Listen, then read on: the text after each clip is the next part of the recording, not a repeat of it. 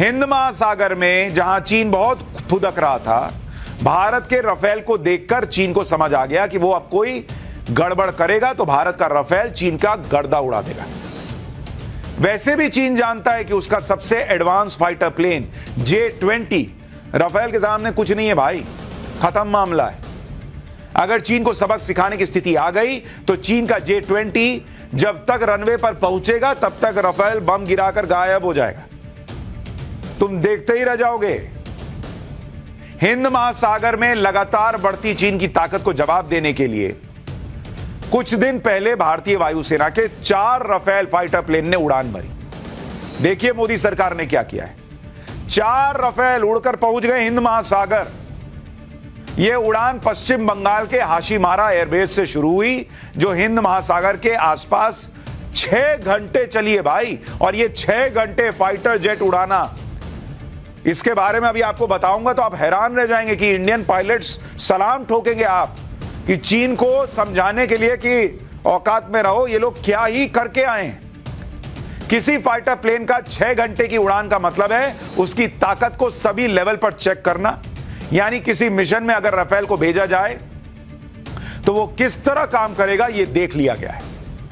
हिंद महासागर में राफेल की ये कोई सामान्य उड़ान नहीं थी कि भाई वो गया और उड़कर चला आया। इसमें युद्धाभ्यास हुआ, मॉक ड्रिल फैक्टर्स शामिल किए गए, इसमें कुछ हथियारों की भी टेस्टिंग की गई। इसमें हवा से हवा में हमला करने वाली मीका मिसाइल, हवा से जमीन पर अटैक करने वाली हैमर मिसाइल और हवा से वॉरशिप को तबाह करने वाली स्काल्प क्रूज मिसाइल टेस्ट किए गए, छोड़ा गया उनको और एकदम 100% जाके लगा है। इस उड़ान के दौरान राफेल के दूसरे एडवांस्ड वेपनरी सिस्टम जैसे हाईटेक सेंसर्स, सुपीरियर रडार को भी चेक किया गया। इतना ही नहीं, इसके बीच में कुछ लड़ाकू विमान भी आए जिससे राफेल बचते बचाते जो है वो निकला। वो अपने ही लड़ाकू विमान थे, लेकिन माहौल अगर लड़ाई का रहेगा तो राफेल को कैसे परफॉर्म करना है उस तरह के माहौल में प्रैक्टिस हुई है भाई। यानी दुश्मन के हमले के दौरान राफेल खुद को किस तरह बचाएगा, ये सारे फीचर्स चेक किए गए। 6 घंटे की उड़ान के टारगेट को पूरा करने के बाद चारों राफेल अपने बेस स्टेशन पर वापस लौट आए।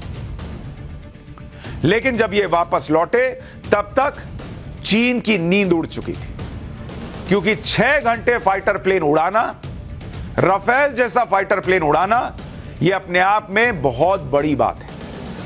राफेल की 6 घंटे की इस उड़ान में सबसे खास पल उस समय आया जब इन राफेल में रीफ्यूलिंग की गई, यानी उड़ते हुए राफेल में हवा में ईंधन भर दिया गया।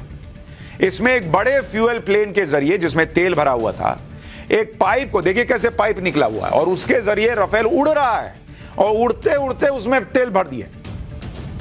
यह देख के चीन का तेल निकल गया।